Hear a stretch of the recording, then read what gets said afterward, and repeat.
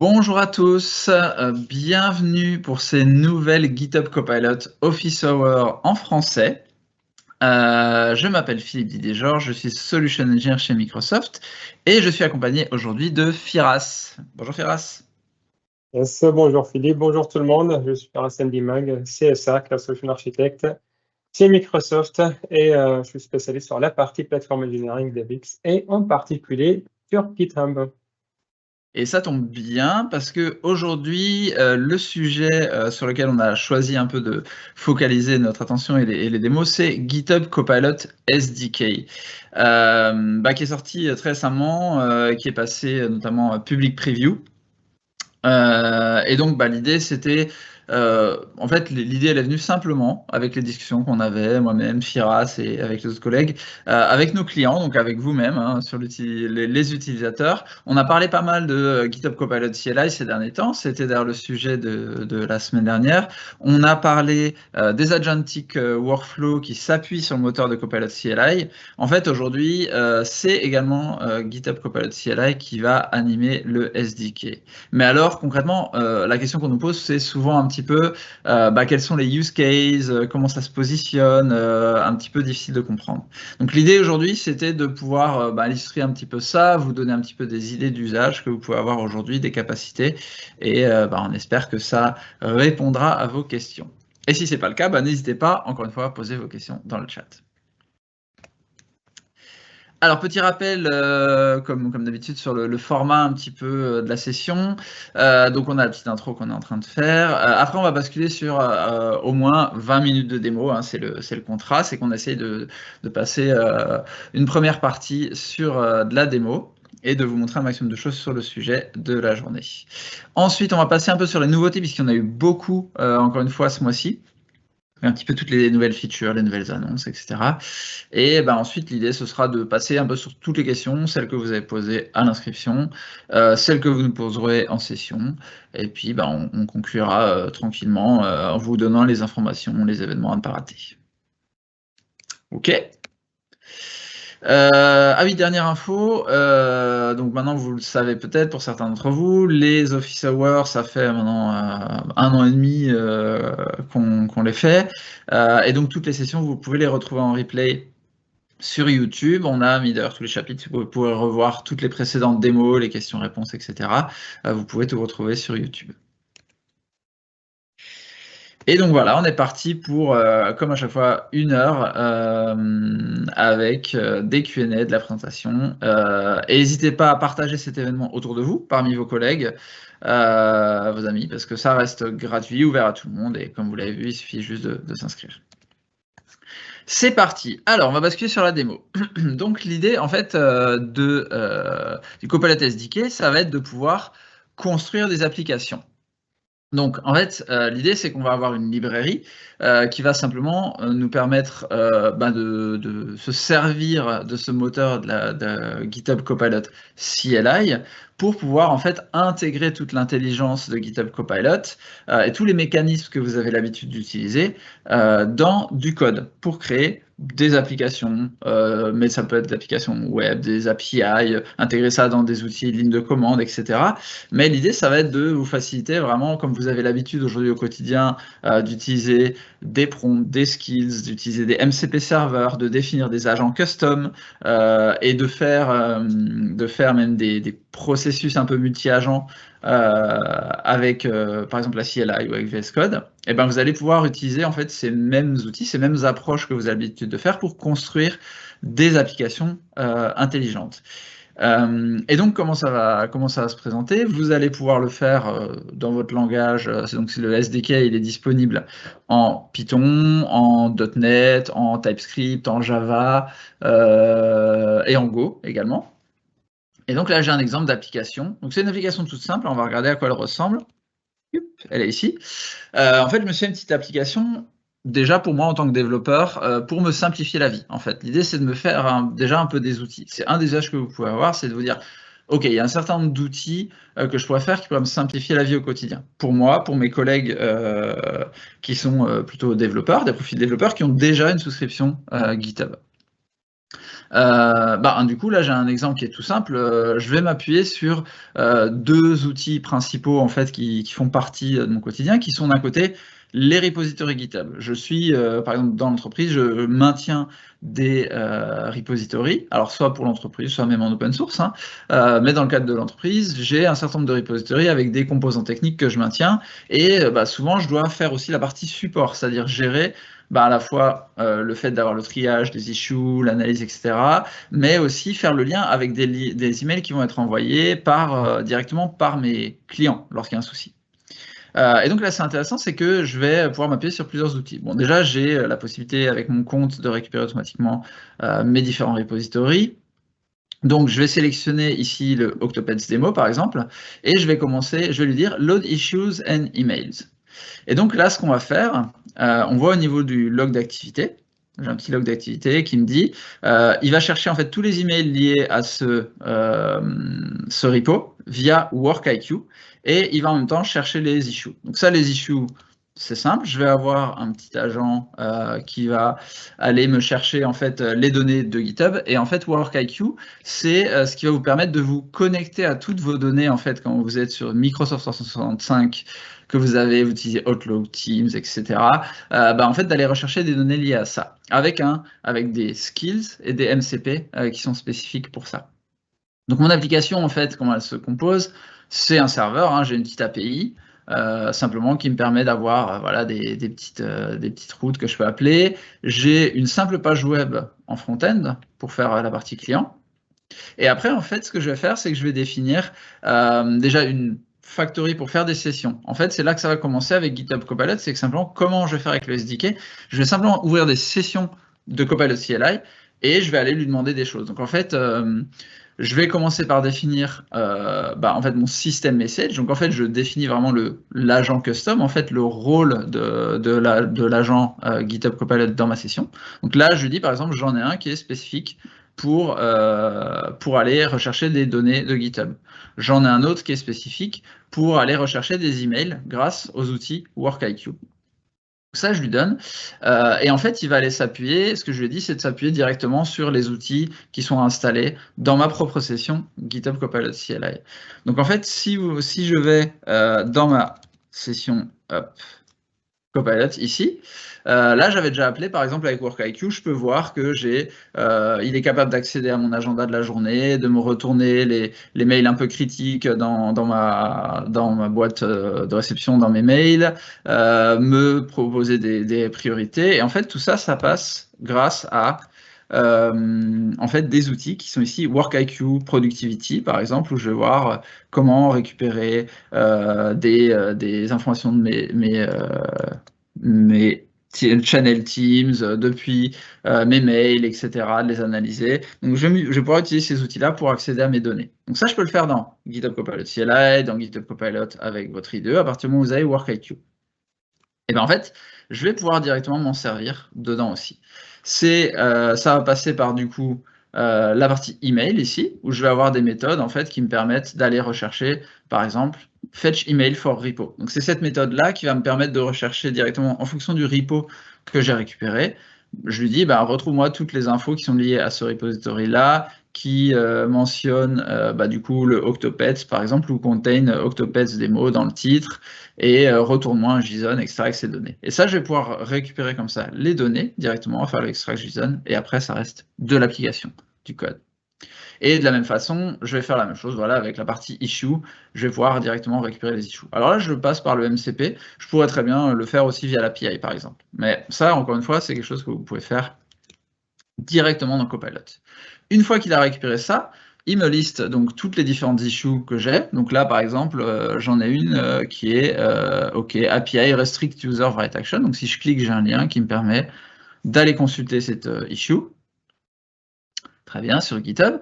Et de même, il va me lister un peu tous les emails non lus puisque c'est ça que je vais demander, de dire dans les nouveaux emails, en fait, je vais pouvoir trier ça et faire une corrélation entre les problèmes peut-être qui sont remontés par des clients, ou alors on voit il y a des notifications. Là, en l'occurrence, c'est un client qui m'a écrit avec son compte Gmail qui me dit il y a des bugs, par exemple Octopad depuis ce matin, etc. Donc là, ce que je peux faire, par exemple, c'est je vais sélectionner tous ces mails-là, parce que je veux traiter un peu et les trier, savoir comment est-ce que ça me remonte des nouvelles informations? Est-ce que c'est des alertes clients que je dois prendre en compte et ajouter au niveau de l'issue? Et donc, je vais en fait faire une corrélation. Donc là, l'idée, c'est vraiment le travail qui me prend du temps au quotidien, c'est-à-dire je vais aller regarder mes emails, tous les nouveaux emails qui sont dedans, retrouver le repo qui est avec, est-ce qu'il y a déjà des issues, est-ce qu'il y a des nouvelles informations, quelle est la correction que je dois faire, est-ce que je dois faire une update de l'issue? Ou m'aider à répondre simplement au client. Et donc là, je vois, il me propose, il fait une analyse entre le contenu de l'email et le contenu de l'issue, par exemple, et il me dit avec un degré, un score de certitude, qu'est-ce qu'il pense qui est intéressant. Donc peut-être là, avec un score de 0,45, ce serait intéressant que j'aille un peu plus dans l'analyse et que je laisse pas la réponse. Mais par contre, avec des 0,95, ça va me permettre vraiment de gagner du temps. Donc par exemple, je prends le mail client ici, Bud Octopad depuis ce matin, et du coup, il est capable de dire que c'est lié à cette issue en particulier, qui retourne des erreurs 500. Et donc, j'ai une explication. OK, customer, le customer, il remonte des erreurs 500 sur l'API qui impacte le business. Donc là, je peux faire deux choses. Je peux lui demander de faire update issue. Et par exemple, sur l'autre, qui est aussi l'email client, je vais pouvoir lui demander de générer la réponse. Et donc, en fait, donc là, c'est aussi derrière une méthode que j'ai donnée à GitHub, enfin à mon SDK, où je lui ai demandé en fait de générer. Donc, vous pouvez vous appuyer sur l'intelligence faite de GitHub Copilot pour lui dire prends-moi le contenu de cet email et prends-moi le contenu pardon, le contenu de cet email. Le contenu de cet email et le contenu de cette issue propose-moi d'avoir par exemple ici un update de l'issue. Et donc je peux directement confirm and post, par exemple, il va aller mettre à jour l'issue. Et ici, je peux faire confirm and send si le mail, qui est écrit en français, puisque le client est écrit en français, si le contenu correspond bien. Et donc voilà, ça va me permettre en fait de faire ce genre d'applications qui vont vraiment au quotidien me simplifier la vie et me faire gagner du temps, tout en sortant, on va dire, du côté un peu scripté qu'on aurait via une API. On a vraiment une interface avec un truc visuel qu'on va pouvoir partager et distribuer au sein de l'équipe. Voilà pour ma part.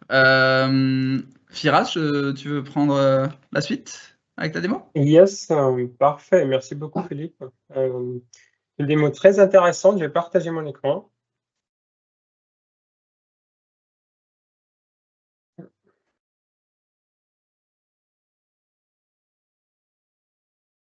Et voilà. Normalement, vous voyez mon écran. Ouais, c'est tout. Je vais confirmer. Parfait. Donc, la première application qu'on a vue avec Philippe, c'est très intéressant. Donc, on a découvert qu'on peut aussi utiliser des outils. C'est le même principe avec ce que je vais vous montrer, mais il y a une petite différence qu'on va voir à la fin. Donc, l'application que je vais vous montrer, là, je suppose que je suis, par exemple, un DevOps Lead. Je veux accéder au repo, donc ça, on peut le faire aussi via GitHub, mais je veux analyser ce que j'ai. Dans quel sens? Donc, dans le sens où, là, pour commencer, je vais me connecter. Donc, la première différence, c'est que je n'ai pas un accès direct avec mon compte, d'accord? C'est un type d'authentification différent de ce qu'on a vu avec Philippe. Donc, je me connecte. Une fois connecté, donc là, c'était direct parce que pour info, dans la même session ici, au niveau du navigateur, j'ai connecté avec mon compte. Et là, j'ai la liste de mes repos. Donc là, je peux voir la liste de tous mes repos privés et publics, mais c'est les miens, d'accord? Ce n'est pas un autre repo externe. Et là, je vais analyser ces repos. Donc, je vais sélectionner ce repo. Je vous montre ça ressemble à quoi. C'est ça. Donc, repo work items, je l'ai juste créé avec des issues et des PR et quelques fichiers simples. L'idée, c'est d'analyser ce repo. Donc, bien évidemment, on parle de GitHub SDK. Donc, c'est GitHub SDK qui va nous aider à faire ça. Donc, je vais sélectionner le repo work item. Et là, on va commencer l'analyse. Donc, on peut voir plusieurs sections ici. Donc, première section, c'est la section de l'analyse. Deuxième, c'est la partie issue. Troisième, les pull requests. Et quatrième, c'est le repo chat. Donc là, j'ai un dashboard qui inclut tout. Donc l'idée ici, c'est que je veux savoir c'est quoi ce repo, qu'est-ce qui se passe dans ce repo. Je vais voir ce qu'on appelle le health check. Donc je vais analyser ce repo et on va voir ça dans un instant. Les issues, les 5 dernières PR, et après, je peux même chatter pour analyser plus ce repo. Donc, ça va prendre un peu de temps. Et voilà. Donc, première étape, c'est ici. On l'a vu. Donc là, on a le repo health score. Donc, je veux savoir en termes d'activité, est-ce que c'est bien, c'est pas bien, le score, communauté, maintenance, CI/CD et documentation. Donc là, ça va m'aider à comprendre ce qui se passe. Donc là, on peut l'imaginer dans un onboarding, on peut l'imaginer pour quelqu'un qui est lead technique ou autre, mais qui veut avoir accès à ces repos, surtout au niveau, quand on parle de l'entreprise, on a plusieurs repos. Et du coup, on a ici le score global. Mais pas que, on a aussi la description, mais aussi pour chaque type, donc activité, communauté, maintenance, CI/CD, documentation, l'analyse qui vient avec. Donc, je peux voir ici only two total commits recorded by a single author. Donc là, c'est peut-être, on peut améliorer la gestion au niveau de l'activité de ce repo. Pareil pour la communauté, la maintenance et les autres. Après, donc, ce qu'il faut savoir, c'est ça, c'était généré via GitHub Copilot. Donc, on utilise le SDK, mais c'est Copilot qui est analysé derrière. Et c'est ce qu'on va voir après. Donc, ça, c'est la valeur ajoutée, bien évidemment, de GitHub Copilot. Après, il y a aussi quelques tâches simples. Récupérer les issues, les 5 dernières. Récupérer les 5 dernières pull requests. Pareil, c'est possible de le faire via GitHub SDK. Donc là, on peut faire tout ça via GitHub Copilot SDK. En plus, on a la fonctionnalité classique, on parle de l'IA, on parle d'intelligence artificielle, c'est que je veux aussi interagir. Je veux demander à GitHub Copilot quelques informations, quelques demandes par rapport à ce que j'ai au niveau de mon repo. Donc c'est pour ça, ici, à droite, j'ai le repo chat. Donc le repo chat, je vais interagir avec ce repo que j'ai sélectionné auparavant. Et là, je vais dire, par exemple, summarize last issue. Donc, je veux ici donc l'analyse de mon dernier issue. Donc, mon dernier issue, c'est ça. Je peux vérifier. Hein, c'est le 16, include explicit teardown cleanup plan. Et là, il va l'analyser. Donc, ce qu'il va faire, il va récupérer, encore une fois, derrière GitHub Copilot SDK, qui va appeler la CLI.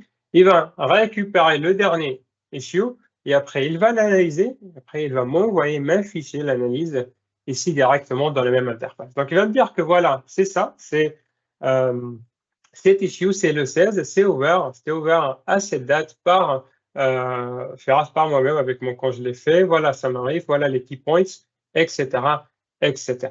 D'accord? Donc là, c'est possible de le faire.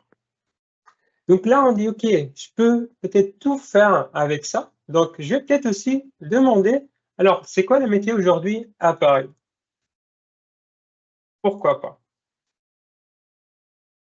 Et je vais faire ça. Donc là, la question, est-ce que je veux autoriser ça ou pas? Donc, dans mon cas, je vais dire non. Sinon, c'est une application entreprise.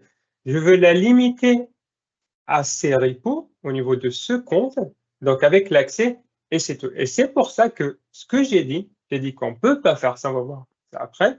Je ne peux pas donner cette information. C'est en dehors de ce que fournit cette application web. Et du coup, ce que je peux vous fournir, c'est la partie issue, les PR, les rendre des actions si je veux, et les détails des issues et des PR comme ce qu'on a fait avant.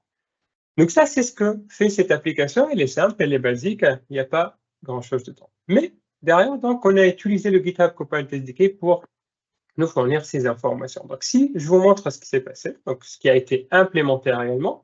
Donc, première chose à voir, si vous voyez ici à droite, donc vous allez voir tout ce qu'on vient de demander. On a dit qu'on a GitHub Copilot SDK, donc le SDK qu'on utilise, qui lui derrière appelle CLI, d'accord? Et du coup, qui dit CLI, dit il y a des messages qui passent derrière et surtout des sessions. C'est ce que nous a montré Philippe au niveau du code. Là, c'est les sessions qui ont été initiées avant. Donc là, j'ai testé ça ce matin, voilà, ça a marché, mais là, c'est ce qu'on vient de tester, nous, ensemble. Donc là, si je prends le premier cas, donc, qui rappelle ce qu'on a fait au début, c'est qu'on a sélectionné le repo. Au niveau du repo, donc, je remonte ici. Au niveau du repo, on a eu deux parties, la partie health score, la partie OpenIssue pull request et la partie chat. Donc, on a quatre sessions qu'on a vues ici, parce que le chat aussi a la partie après message. Donc, si je reprends ici, première session ici, donc, on va voir Analyze the Health of Owner et repo. Donc, finding / repo work items, c'est le repo que j'ai analysé. Donc là, j'ai le score, etc., etc. J'ai la réponse. Deuxième session, ici, c'est la partie issue CPR, Open Issues, Open PR et même Actions Runs. Je n'ai pas affiché au niveau de l'interface, mais c'est possible de le faire. Donc, je peux voir l'analyse, je peux voir ce qu'a fait Copilot CLI et je peux même voir toutes les commandes. Donc, il a utilisé des outils derrière. D'accord? Ce n'est pas de la magie, c'est des outils qu'on fournit derrière. Donc, get repo pull request, get repo issues, get actions. Et après, à la fin, on a aussi demandé deux choses. On a demandé au début summarize last issue. Donc, ici, il a fait la même chose. Donc, il a récupéré l'issue et l'issue detail en particulier pour nous montrer ça. Et la dernière session, c'était la partie météo à Paris, qui va dire je ne peux pas faire ça, et voilà ce que je peux faire pour toi. Donc là, c'est au niveau du code, comme a montré Philippe. Donc, on a cette API. Donc, ce qu'on a défini ici au début pour commencer, c'est que on a le client. Donc, première chose à faire, je vais juste faire ça rapidement et je vais vous montrer ici. Donc, ce qu'on a créé au début, c'est cette partie. Donc, c'est un Copilot Client qui a été initialisé au début, même principe, et on l'a utilisé. Ce qui change ici par rapport à ce qu'a montré Philippe, c'est que Philippe, au début, il a initialisé directement la connexion avec la CLI au niveau de son code. Ça veut dire quoi? Au niveau de son PC. Ça veut dire quoi? Ça veut dire qu'il s'est déjà connecté avec la CLI, donc il peut accéder via le terminal. Là, dans mon cas, je n'ai pas besoin de ça. D'accord? Je suis déconnecté via le terminal. Donc, si je fais Copilot, il va me dire, OK, il faut que tu te connectes. Donc là, ce que j'ai fait, je me suis dit, je veux me connecter avec mon compte à GitHub directement. C'est pour ça qu'on récupère le GitHub token ici depuis la session. Donc, il y a une initialisation derrière quand on clique sur le bouton que je vous ai montré avant pour se connecter en général. Après, c'est le même principe derrière. Donc, on a la partie stat, les trois fonctionnalités, la partie chat, la partie health. Donc, health, ce qui a été affiché au début, stat, les statistiques, issues et PR, et on a à droite la partie chat. Et pour chaque partie, on a le system prompt. Donc, là, pour la partie stat, on a dit, voilà, your GitHub repo statistic assistant, j'ai besoin des repo issues, repo pull request, repo action runs. Et pour la partie ici, chat, je dis voilà ce que tu peux faire que ça et tu utilises que ça. C'est pour ça qu'on a demandé météo à Paris. Je dis non, je ne peux pas faire ça parce que je suis limité à ces outils qu'on a déjà définis. Et pareil pour la partie health. Donc on a dit voilà ce qui se passe, voilà le score et je veux faire ça pour 5 parties, l'activité, la communauté, maintenant c'est SID, documentation, et voilà les grades, donc le score de chaque partie ici. Voilà comment ça a été fait, et dans ce cas, et la différence par rapport à ce qu'a présenté Philippe. Donc si je vous montre ici comment, donc finalement, on voulait faire ça, donc je vais aller ici à la documentation. Donc, sur la partie authentification en particulier, c'est intéressant de le faire. Pourquoi? Parce qu'aujourd'hui, encore une fois, on parle d'application au niveau de l'entreprise. Il y a la sécurité, l'authentification et toute cette partie. Donc, il faut savoir aujourd'hui que on peut faire ce qu'a fait Philippe au début, GitHub Signed In User. Donc là, je suis déjà connecté via GitHub CLI. Je vais me connecter aussi avec le SDK. C'est possible de le faire et je peux le faire ici directement. Ça, c'est le cas de Philippe. D'accord? Premier cas. Deuxième cas, c'est là, l'application, je vais l'héberger quelque part, d'accord, sur une web app quelque part dans Azure ou autre, et je veux que les utilisateurs se connectent avec leur compte GitHub. Là, on va utiliser ce qu'on appelle le host GitHub App. Donc, il faut que j'initialise, ou je crée plutôt une GitHub App, j'initialise un token, etc., etc. Et ça, c'est le cas que je vous ai déjà montré ici. Ce que j'ai fait réellement derrière, c'est qu'au niveau de mon compte GitHub, j'ai créé ce qu'on appelle host app et j'ai récupéré le client ID, j'ai généré un secret et après j'ai pu l'initialiser ici. Donc au niveau du code, vous pouvez le voir, je vais vous montrer l'exemple bien évidemment, client ID, client secret, et c'est grâce à ça que j'ai pu me connecter avec mon compte GitHub, GitHub ici. Voilà, Et c'est ce voilà. qui va permettre, c'est ce qui va Yes. permettre du coup de pouvoir effectivement l'héberger. Là où l'héberger du coup sur un serveur, là où moi effectivement c'est uniquement quand je l'exécute en local puisque ça utilise ma session de la CLI. Yes, exactement. Merci Philippe pour la clarification. C'est cette partie. Après, vous pouvez aussi aller plus loin. Donc, vous pouvez aussi utiliser les variables d'environnement. Vous dites OK, c'est une application qui se lance en background, donc pas besoin d'authentification, mais elle n'est pas hébergée non plus dans ma machine. Donc, je vais initialiser des variables d'environnement ou bien bring your own key. Vous pouvez aussi dire, je vais utiliser GitHub Copilot SDK, mais avec un modèle qui est hébergé, par exemple, dans Microsoft Foundry, dans Microsoft Azure. C'est possible aussi de le faire.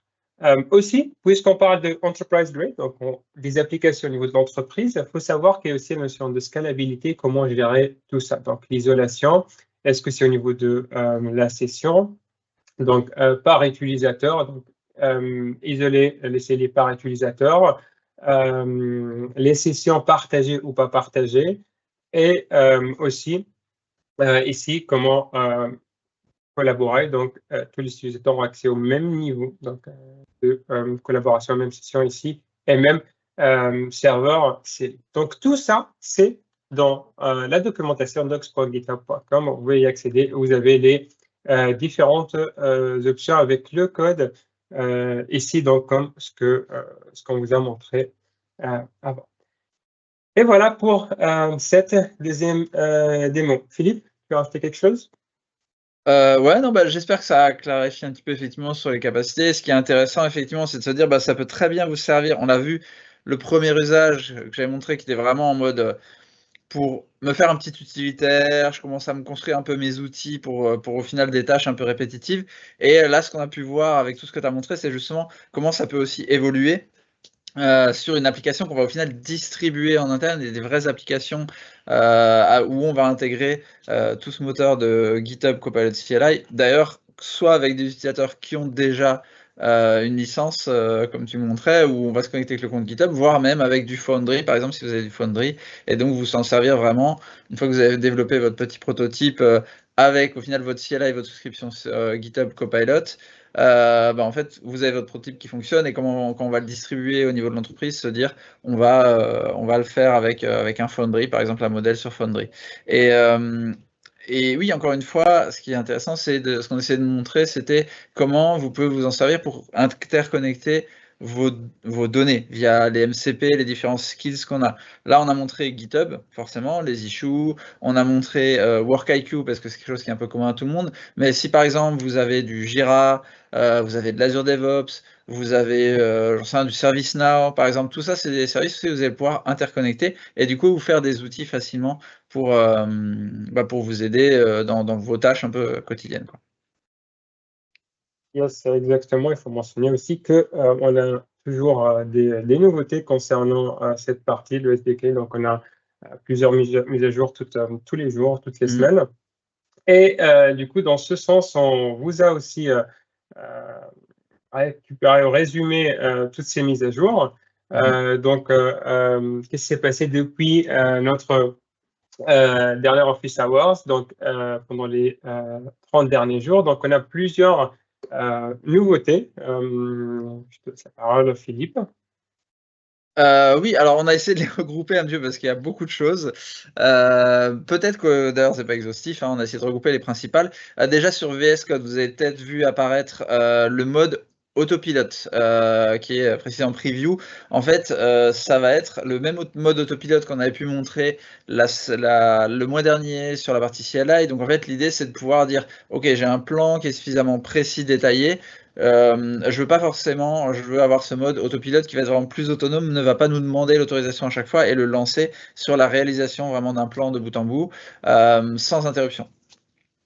On a également le copilote qui va pouvoir s'intégrer sur la partie debug, donc pendant le debug en fait, qui va pouvoir nous faire une analyse en étant mieux intégré dans l'expérience de debug de VS Code pour pouvoir accéder directement à votre stack trace actuel, à vos différentes variables locales, etc.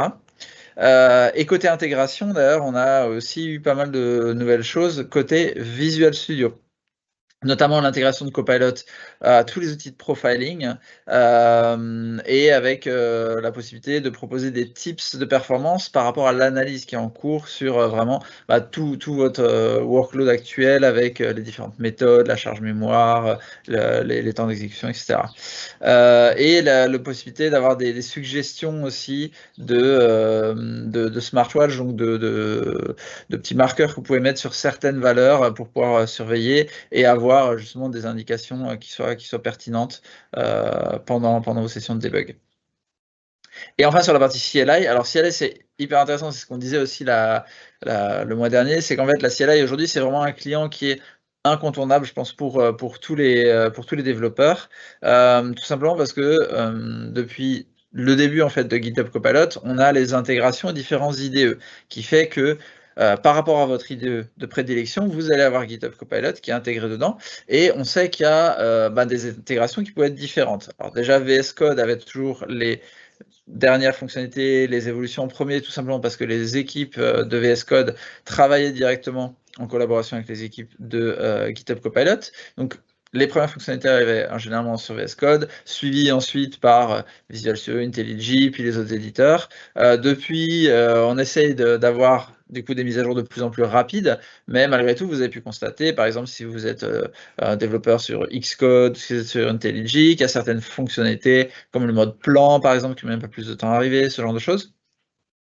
C'est pour ça que la CLI va vous permettre en fait de supprimer vraiment ce gap. Si vous gardez votre IDE avec Copilot dedans et que pour certaines fonctionnalités, vous avez la CLI qui vous permet d'avoir vraiment toutes les dernières features. Parce qu'aujourd'hui, c'est vraiment on va dire, le client Copilot qui évolue le plus rapidement et qui est disponible partout, quel que soit votre stack techno, on va dire, ce sera vraiment accessible et complémentaire avec votre IDE.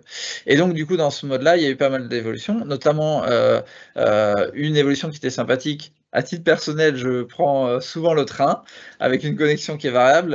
Une fonctionnalité que j'attendais beaucoup, et je sais que pas mal de clients l'attendaient aussi, c'est effectivement le mode offline. Donc, la possibilité de se dire, j'ai un mode Copilot qui est complètement déconnecté des services GitHub Copilot. Donc, vous pouvez passer en mode offline et vous avez le Bring Your Own Key qui est supporté, qui vous permet de vous connecter à un modèle que vous avez sur du Foundry, du Ollama, et donc des modèles en local aussi, avec justement du Foundry local, qui est d'ailleurs passé GA cette semaine aussi, ou la semaine dernière, et Ollama par exemple. Donc vous déployez un modèle en local, par exemple comme un QuenCode, et vous allez pouvoir utiliser GitHub Copilot en mode complètement déconnecté dessus. Donc typiquement sur des voyages en train, vous n'aurez pas la performance bien sûr des gros LLM, des LLM Anthropic ou OpenAI qu'on peut proposer, mais ça vous permettra en tout cas de ne pas être interrompu dans votre travail.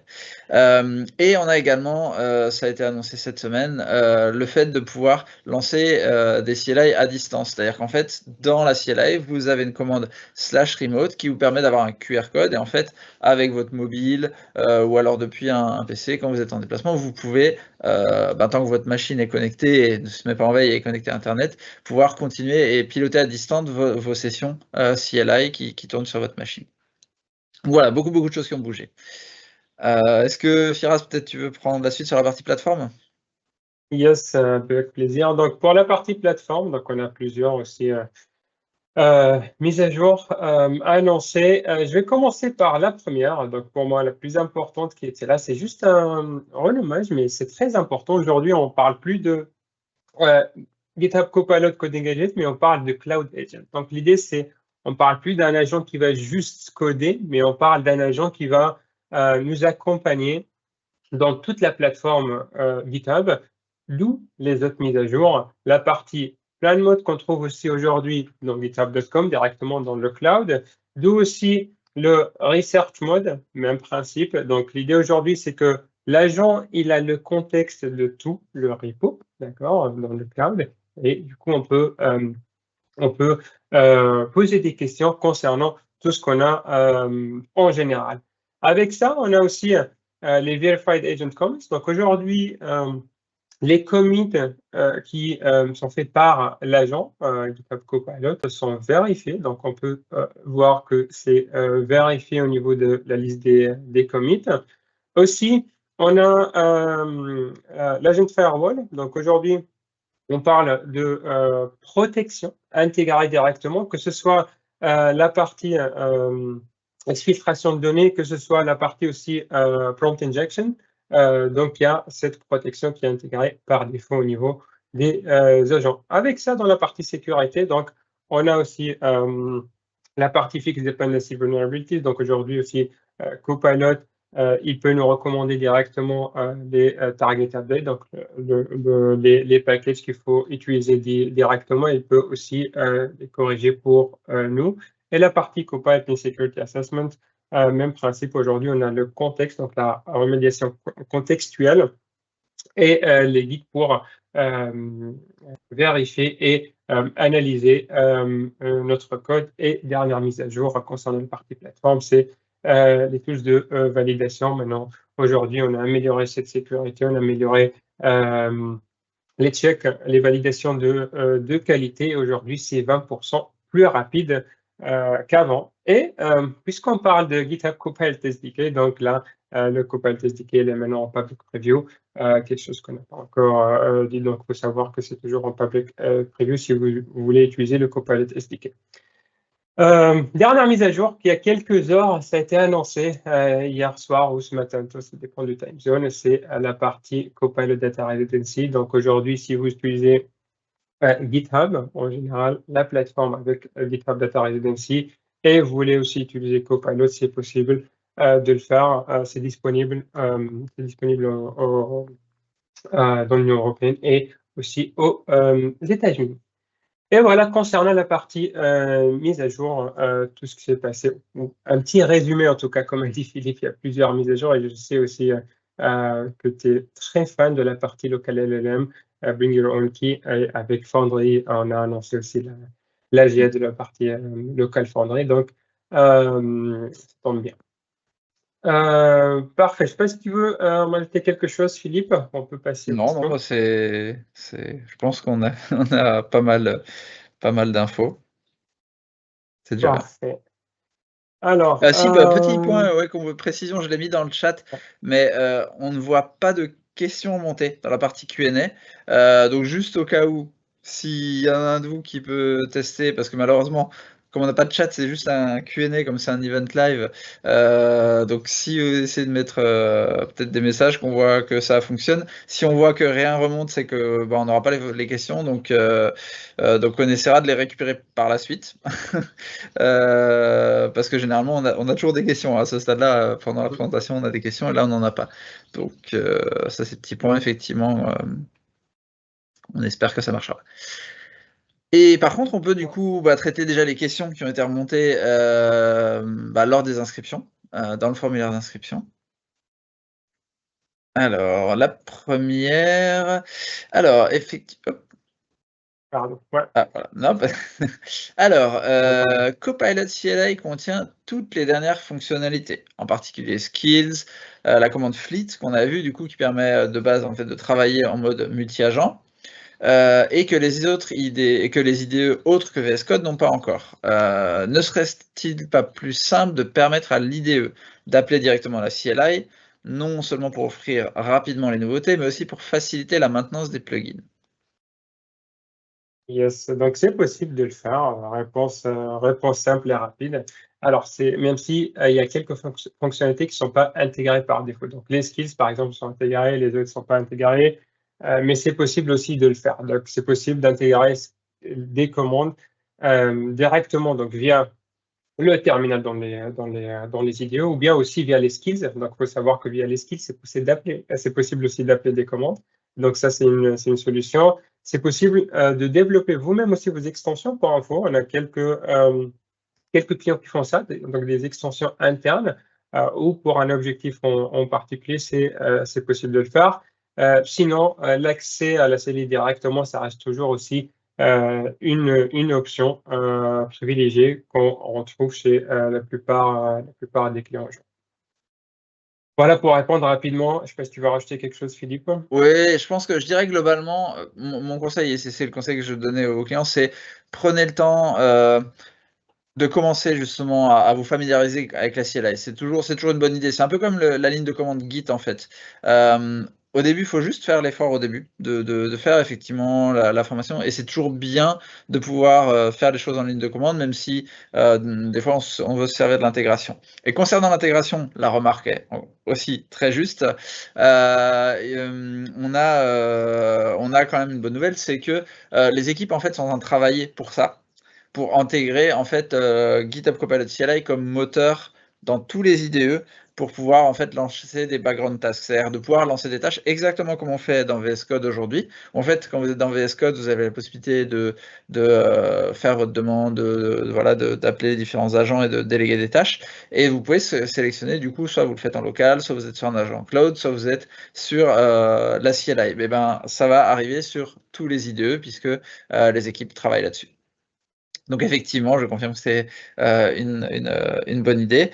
Pour autant, on ne va pas enlever les intégrations puisqu'on a des intégrations qui sont intéressantes. On le voit avec justement les annonces sur la partie VS Code avec une meilleure intégration dans l'expérience de debug, dans Visual Studio où on a des intégrations avec des agents même spécialisés pour la partie debug, profiling, pour la partie test, qui sont intégrés directement aux API de l'IDE. Donc on a quand même le côté intégration à l'IDE reste intéressant. Et effectivement, l'idée, c'est de proposer par contre la CLI partout pour justement lisser un peu ces différences et cette petite course qu'avaient les différents IDE pour intégrer les nouvelles fonctionnalités. Donc effectivement, ça va dans ce sens-là. Et donc, on a eu confirmation qu'il y a un petit souci technique pour les questions. Donc, vraiment désolé, on va pas pouvoir prendre les questions exceptionnellement aujourd'hui.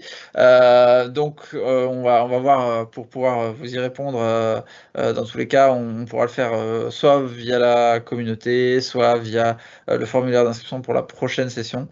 Donc, en attendant, on peut prendre encore la question suivante, éventuellement. Yes, on a eu une deuxième question via formulaire d'inscription. La question est simple, comment faire de la veille sur ce sujet qui est en perpétuelle évolution, Philippe? C'est quoi tes recommandations? Oui, et alors ça, c'est effectivement une question qu'on nous pose souvent, et d'ailleurs, c'est un sujet, de toute manière, on sait qui est un vrai challenge, parce que même nous, au quotidien, où on travaille tous les jours sur ces sujets-là, ça bouge très, très vite. Donc, je dirais que déjà, le fait de venir également à ces sessions, on essaie de vous partager justement ça, de vous partager les nouvelles capacités, les nouveaux use cases, donc c'est déjà bien. Si vous avez des communautés locales, et donc on partagera d'ailleurs des événements après qui sont intéressants, c'est toujours intéressant. Communauté interne également avec vos collègues. Et vous avez une source qui est intéressante, c'est le changelog. Sur GitHub, vous cherchez GitHub changelog, et en fait vous avez vraiment un site où il y a toutes les annonces, une à une, de toutes les évolutions qu'il y a eu. Et soit vous pouvez effectivement aller le lire directement, soit vous pouvez très bien, par exemple, construire une application avec Copilot SDK qui va aller s'appuyer là-dessus pour vous générer, vous aider à faire la veille, par exemple. Exactement, voilà, le changelog. Donc là, vous avez vraiment toutes les dernières annonces et vous allez pouvoir rechercher, même filtrer, par exemple, par type de produit, par sujet, etc. Donc c'est une bonne source. C'est là-dessus aussi que nous, on s'appuie pour d'ailleurs faire la liste des dernières nouveautés et être sûr de ne pas rater forcément d'annonces. Exactement. Voilà. Je sais pas, toi, après, Firas, si tu avais peut-être des conseils en plus que tu souhaitais partager. Parfait. Moi, je propose aussi d'utiliser GitHub SDK peut-être pour ça, pour développer peut-être une petite application qu'on va utiliser, qu'on va lancer tous les matins pour faire aussi le résumé de toutes les mises à jour. Mais pareil que toi, hein, en vrai, c'est GitHub, c'est le blog, c'est le changelog, c'est la communauté sur LinkedIn ou autre. Et c'est grâce à ça que j'essaie de faire de la vie aussi. Pareil. Vous pouvez très bien utiliser aussi, on avait présenté la semaine dernière les agentic workflows, faire un agentic workflow qui vous génère automatiquement une newsletter sur base de ce changelog, par exemple toutes les semaines que vous partagez en interne. Ça pourrait être une idée. Si vous-même vous animez par exemple la communauté en interne, ça peut être quelque chose qui vous permette de faire ça. Voilà, il y a plein d'idées. Oh yes, carrément. Et bah, du coup, c'est l'occasion de partager un petit peu les ressources, puisqu'on a un certain nombre de ressources qui vous permettent en tout cas aussi de vous former. Parce qu'il y a le fait de suivre les annonces, mais comment est-ce qu'on va pouvoir se former? On a commencé à faire des petites vidéos courtes, qu'on a appelées GitHub Copilot Tips, qui vous permettent vraiment dans un format 1 minute, 1-2 minutes, très rapidement, de voir des concepts, de pouvoir voir des use cases, mais de façon bien comprendre le principe et après de pouvoir rentrer dans le détail, effectivement, grâce aux documentations, grâce aux tutoriels qu'on peut avoir. Vous les retrouvez là-dessus. Il y en a des nouvelles qui vont arriver très bientôt, puisqu'il y en a des nouvelles qui sont en tournage. L'annonce qui est importante aussi, puisque vous partagez souvent sur les autres sessions les Learning Pathways. Donc c'était Learning Pathways, c'était vraiment des tutoriels un petit peu guidés sur que vous avez pour apprendre GitHub Action, pour apprendre la partie administration de GitHub, pour apprendre GitHub Copilot. Et en fait, il y a eu vraiment un gros retravail de tout le site Learning de GitHub. Donc maintenant, c'est vraiment dans un mode comme le site Learn Microsoft, où vous avez différents thèmes. Vous avez effectivement les skills, donc ça c'est un très bon moyen. Vous avez notamment, quand vous les commencez, ces skills, on voit ce qu'on vous conseille à faire le premier jour sur GitHub, ensuite la première semaine, le premier mois. Donc voilà, vous avez vraiment des petits modules à faire comme ça, guidés. Ça va vous permettre, quand vous créez votre profil, de gagner un certain nombre de points, des niveaux, pour refléter simplement votre niveau. Et vous allez pouvoir aussi préparer notamment la partie certification. C'est quelque chose qui vous intéresse. La partie credentials aussi, voilà. Là, vous avez les différentes certifications qui sont possibles avec la possibilité d'avoir les chemins de formation. Et vous avez toujours les learning pathways qui sont disponibles, etc. Donc là, c'est vraiment un contenu qui a été enrichi avec une expérience qui se rapproche de, si vous connaissez déjà Microsoft Learn, effectivement, de ce que vous connaissez déjà. Voilà. Et donc ça, c'était effectivement de nouvelles ressources. On a également aussi 2 autres ressources qui sont intéressantes, qui sont alors le Hands-on Lab, hein, qui est toujours gratuit, qu'on vous partage régulièrement, qui est gratuit, qui vous permet de vous former, qu'on maintient à jour avec les nouvelles fonctionnalités. Là, l'idée de celui-là, c'est plutôt axé Visual Studio Code.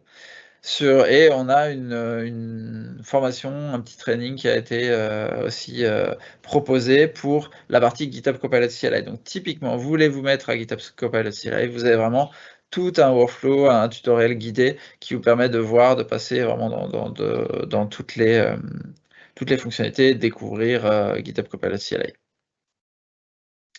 Et voilà, pour les ressources. On a aussi la partie événements.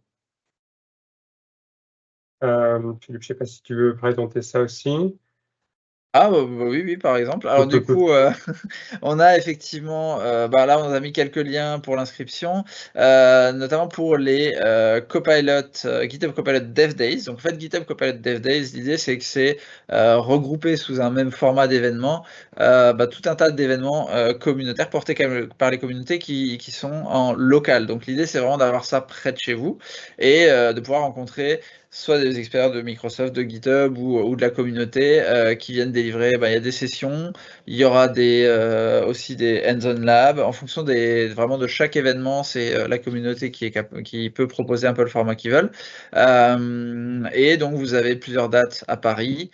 Vous avez également Lyon, Strasbourg et Bordeaux dans les événements qui arrivent bientôt ce mois-ci. Et voilà, regardez dessus si vous n'êtes pas dans ces villes, parce qu'il y a aussi plein d'autres villes qui le font. Même si vous êtes à l'étranger, par exemple, c'est quelque chose qui est vraiment mondial et qui se déroule en gros entre début avril et mi-mai sur les dates. Voilà, donc c'est vraiment l'événement, je dirais, qui va être important parce que ça va vous permettre de découvrir des choses, de pratiquer aussi. Et voilà. c'est gratuit. On sera présent également pour notre part avec Firas et avec tous nos collègues de Microsoft de GitHub à Devoxx à Paris, donc du 22 au 24 avril.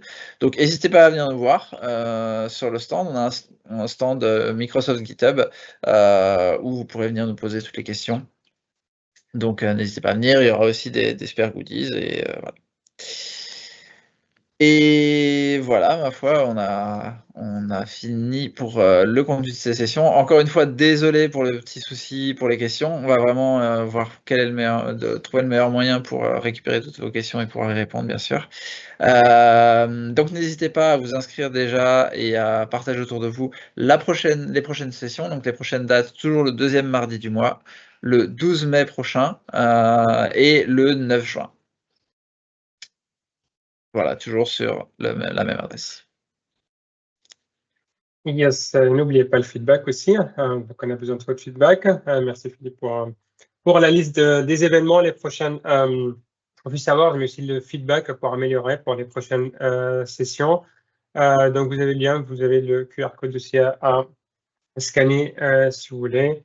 Et voilà, c'est tout pour cette session. Je te laisse le dernier mot, Philippe. Bon, je pense qu'on est bon, hein. On finit un petit peu plus tôt du coup, par la force des choses, vu qu'on n'a pas la possibilité d'avoir la question. Donc, on vous remercie en tout cas pour l'intérêt, pour votre attention, et on vous souhaite une bonne fin de journée. On vous dit à bientôt pour la prochaine session. Merci beaucoup. Merci.